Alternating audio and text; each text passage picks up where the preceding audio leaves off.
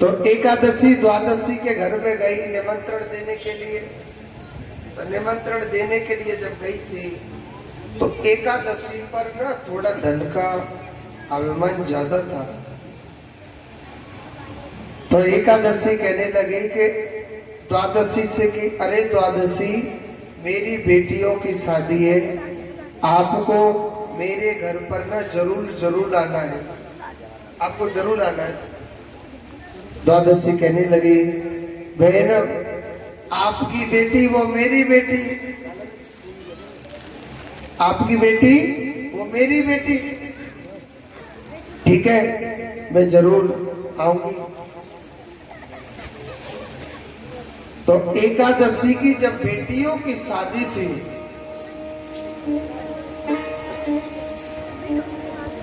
तो द्वादशी गई थी वहां पर। द्वादशी जब वहां पर जाती है, अच्छी कहते हैं कि एक बहन बहन के घर में जाती कि नहीं जाती, जब बेटियों की शादी है तो काम भी करवाना पड़ेगा। तो द्वादशी बेचारी खूब काम करती है उसके घर पर। तो एकादशी अभिमान में आकर के कहने लगे कि बहन देख द्वादशी तेरे पास क्या है, कुछ नहीं है, और मेरे पास धन वैभव की कोई कमी नहीं है। मेरे पास कितने देवता लोग आते हैं, मेरे पास कितने बड़े बड़े अमीर जीव आते हैं, अमीर मनुष्य आते हैं, मगर द्वादशी तेरे पास कुछ नहीं है।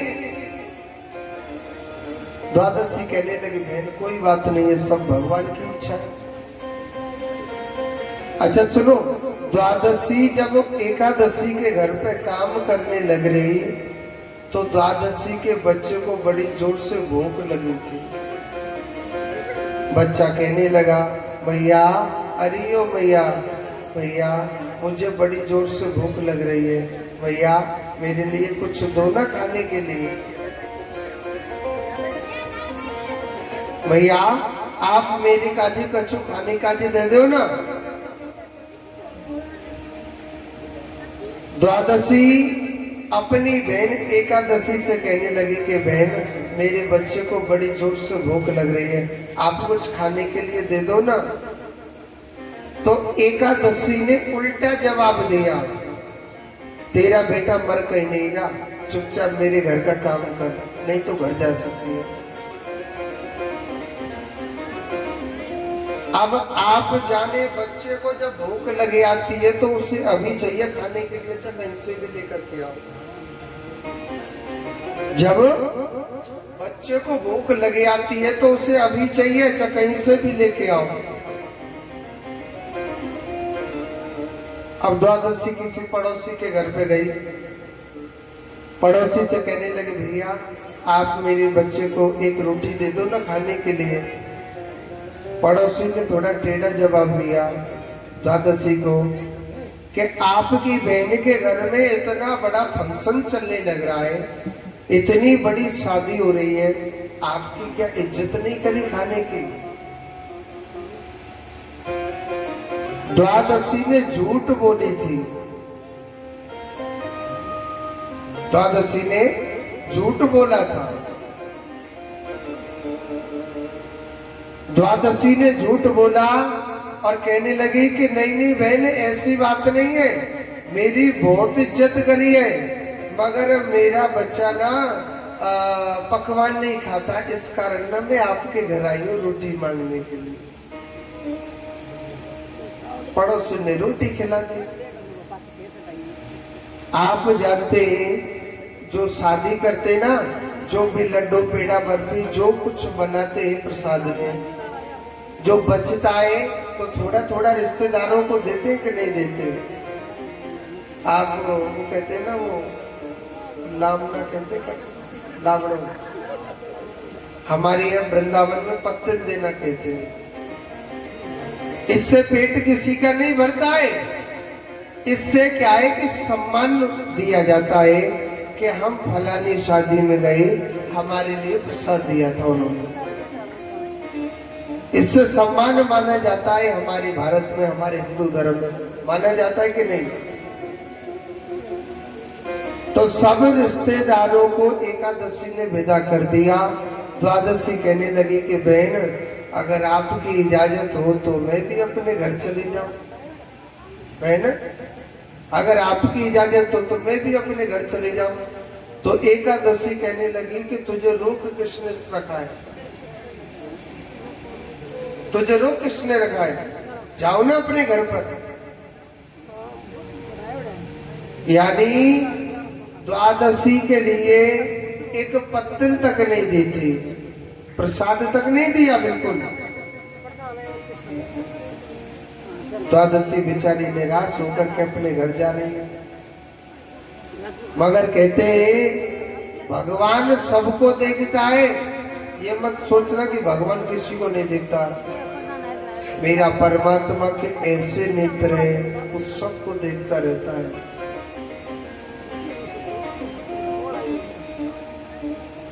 भगवान विष्णु ने क्या किया? एक साधु का रूप बना के बैठे हुए थे विष्णु भगवान। मेरा मुरली वाला सब कुछ देखता है। भगवान ने क्या किया?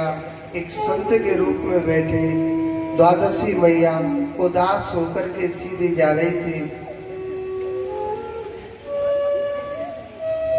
भगवान कहने लगे अरे ओ मैया, मैया अरे ओ मैया, मैया अपनी बहन की बेटियों की शादी में से आ रही है। मैया मोको कच्चू लड्डू पेड़ा खावे को लाई है क्या? अब द्वादशी कैसे बोले कि बाबा मेरा तो अपमान करके भेज दिया, मुझे कुछ नहीं दिया। मगर द्वादशी ने झूठ का सहारा लिया भगवान के सामने भी। बाबा अरे ओ बाबा मैं ना थोड़ा जल्दी में आ गई, इस कारण ना मैं सब लड्डू पेड़ाओं को भूल आई। बाबा अब के मांगूंगी ना तुम्हारे लिए ना जरूर जरूर लेकर के आऊंगी। बाबा मैं तुम्हारे लिए जरूर लेके आऊंगी। मगर विष्णु भगवान तो घट घट वासी हैं, उन्हें क्या नहीं पता, वो क्या नहीं जानते, भगवान सब कुछ जानते हैं। भगवान कहने लगे मैया तेने तो हमारे काजी कछु ना दियो, पर मैया मैं तेरे काजी कछु ना कछु दे रहा हूं। तो विष्णु भगवान ने कहा करो, वहां पर जो माटी थी मिट्टी के 2 लड्डू बना के दे दिए थे माटी की। मैया ले मैं तेरे लिए यही प्रसाद दे रहा हूं, माटी के लड्डू ले जा। तो द्वादशी ने पता है क्या किया? अपने बैग में 2 माटी के लड्डू रख करके संत प्रसाद समझ के ले आए। द्वादशी का पति आया खेतों से काम करके। द्वादशी का पति कहने लगा तेरी बहन ने कुछ दिया है क्या खाने के लिए कि वैसे ही भगा दिया? अब द्वादशी बेचारी क्या बताए? द्वादशी बेचारी क्या जवाब देवे? वो कहने लगी अपने आप देख लो के बारे खोल। भाई जब उनको बैग खाली दिखेगा वो समझ जाएगी।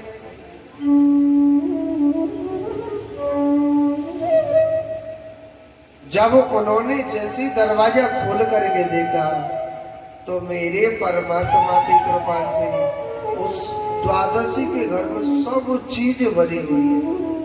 धन सोना चांदी हर प्रकार के भोजन 56 प्रकार की मिठाई तक धरी है। द्वादशी का पति कहने लगा अपनी पत्नी से कि हे द्वादशी तेरी बहन ने इतना दिया है तुझे? द्वादशी सोच रही मेरी बहन ने? घर में झांक करके देखा तो सब कुछ भरा हुआ। तुरंत द्वादशी समझ गई आज मुझ पर जो कृपा है सब उस परमात्मा की कृपा है। जो संत बन के बैठा था ना वो विष्णु भगवान बैठे थे, मेरा कृष्ण बैठा था।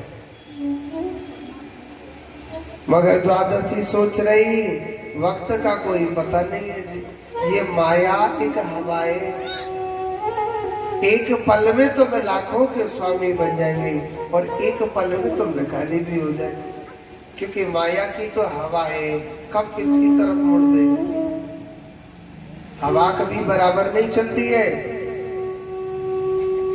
एक पल के लिए आ जाएंगे, एक पल के लिए किधर और जगह चल जाएंगे। द्वादशी सोचने लगी कि भगवान ने मुझे कुछ दिया है, मैं भी अपनी बेटियों की शादी कर देती हूँ। द्वादशी ने सब जगह निमंत्रण दिया, एकादशी के भी घर पर गई कि बहन मेरी बेटियों की शादी है, आप जरूर जरूर आना। एकादशी करे ठीक है, कार्ड डाल दो और जाइए, आप टाइम हुआ तो देख लेंगे, निमंत्रण दे दो हमारे लिए। द्वादशी एकादशी के घर में नहीं गई, शादी में नहीं गई थी।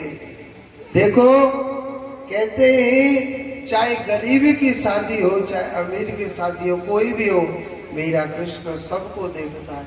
हाँ जी, एकादशी नहीं गई, एकादशी ने अपने बच्चों को भेजा था और कहा था कि बेटा आप अपनी मौसी के घर जाना, खूब खाना और खूब फैलाना ताकि उसके घर में खत्म हो जाए। द्वादशी ने क्या किया, सोने के कटोरा में, सोने की थाली में, सोने के लोटा में भोजन परोसा। उन बच्चों ने खूब खाया और खूब फैलाया था। जितना खाया जितना फैलाया, भगवान ने उसके घर में 4 गुना बढ़ाया था द्वादशी के घर में। और उन बर्तनों को भर भर के भोजन की उन बच्चों को दे दिया, बेटा आप अपने घर ले जाओ। सुनो, द्वादशी देखने लगी, एकादशी देख रही, आज मेरे बच्चे सोने की थाली में, सोने के कटोरा में, सोने के लोटा में भोजन लेके आ रहे। ये द्वादशी के पास क्या आ गया ऐसा? अरे कल के दिन तो वो भूखी मरती थी।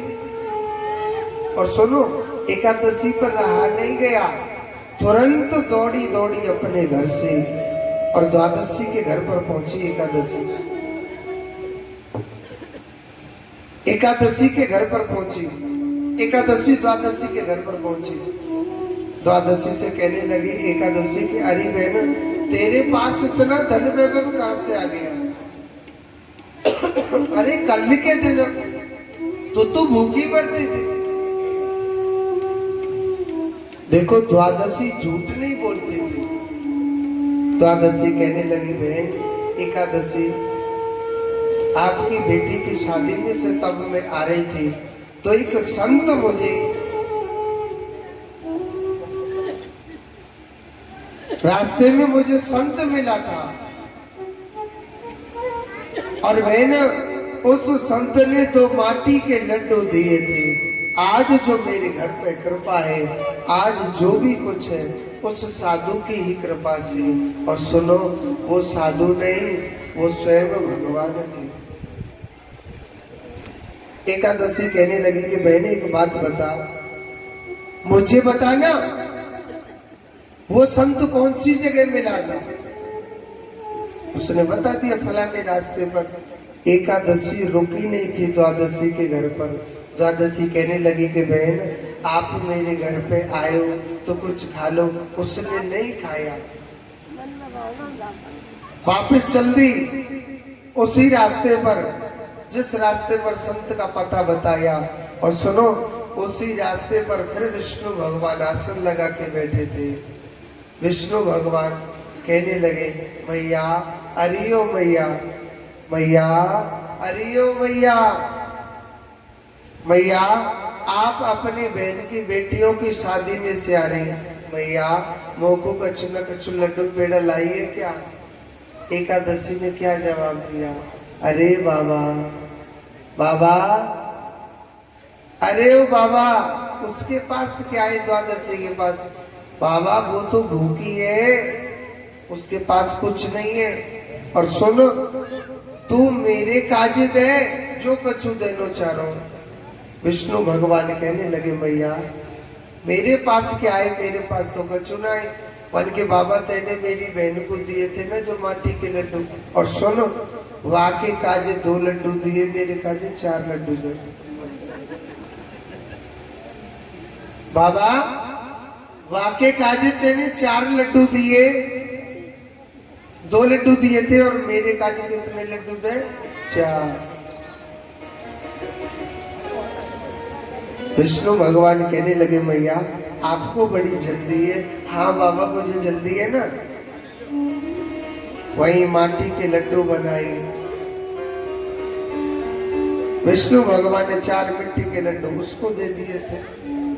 और सुनो एकादशी ने पता है क्या किया, अपने घर के चारों कोने में रख दिए थे ताकि मेरा पूरा मकान फुल भर जाए। एकादशी का पति आया, एकादशी का जब पति आया था तो अपने पति से एकादशी कहने लगी कि अरे ओ बहन, घर में भीतर जाकर के पति आया तो अपने पति से कहने लगी स्वामी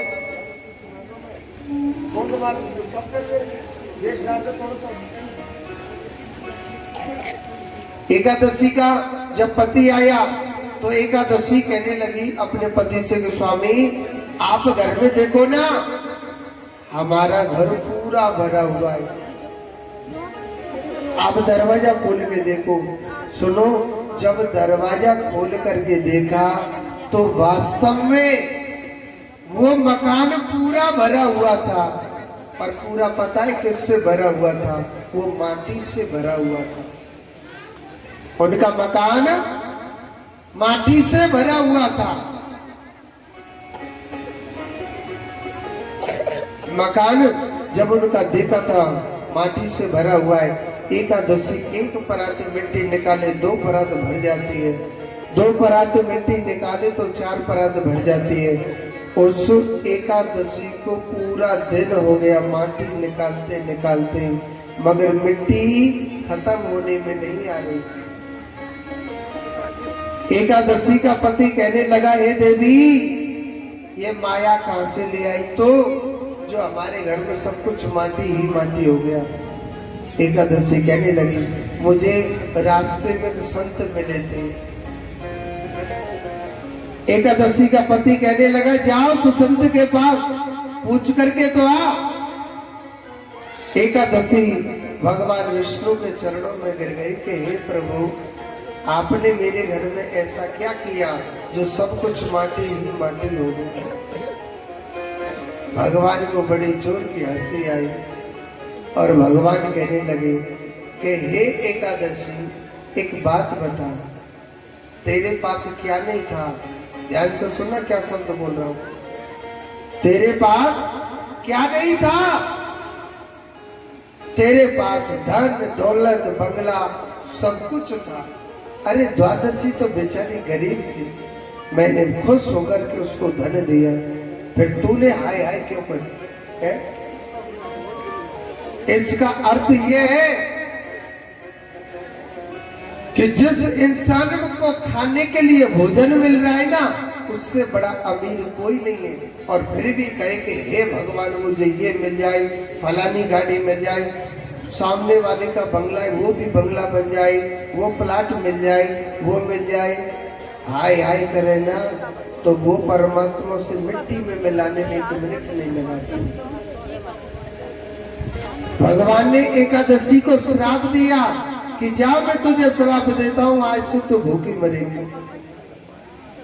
तो यही एकादशी भगवान विष्णु के चरणों में बार बार प्रार्थना करी कि हे प्रभु मुझ पर मैंने न जाने अभिमान वश होकर के प्रभु मैंने आपसे या अपने आप में कितना अभिमान किया, प्रभु मुझे क्षमा कीजिए।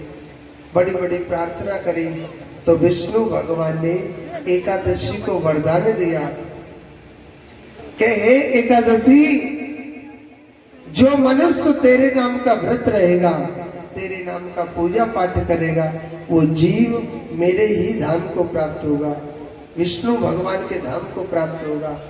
और मैंने तुझे श्राप दिया है कि तू भूखी मरेगी, पेट भर के तो भोजन नहीं दूंगा, मैं तेरे लिए अर्ध भोजन देता हूँ। अर्ध भोजन पता है किसको कहते हैं? सागर। सागर किसे कहते हैं? फल फ्रूट खाते कि नहीं खाते? एकादशी को अर्ध भोजन इसलिए खाया जाता है। और द्वादशी को जल्दी रोटी खाते कि नहीं खाते? इसीलिए द्वादशी पेट भरी हुई है और एकादशी को अर्ध भोजन दिया जाता है, अर्ध भोजन खाया जाता है। और अर्ध भोजन इसीलिए अर्ध भोजन कहा जाता है। कहते हैं कि जीव को खाने के लिए भोजन मिल रहा है, उससे बड़ा